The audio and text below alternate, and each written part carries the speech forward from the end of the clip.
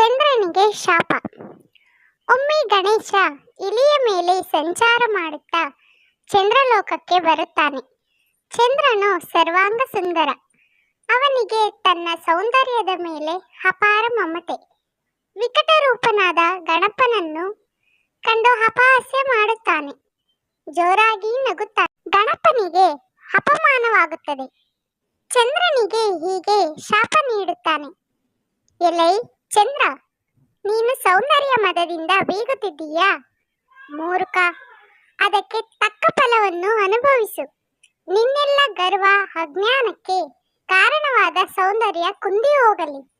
ಭಾದ್ರಪದ ಶುದ್ಧ ಚೌತಿ ಎಂದು ನಿನ್ನನ್ನು ನೋಡುವವರು ಅಪವಾದಕ್ಕೆ ಗುರಿಯಾಗಲಿ ಎಂದು ಶಪಿಸುತ್ತಾನೆ.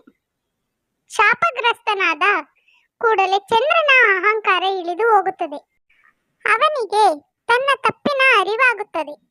ಗಣೇಶನ ಮುಂದೆ ಭಯಭಕ್ತಿಗಳಿಂದ ಕೈ ಮುಗಿದು ನಿಂತು, ಸ್ವಾಮಿ, ನನ್ನ ಅಜ್ಞಾನವನ್ನು ಕ್ಷಮಿಸಿಬಿಡು.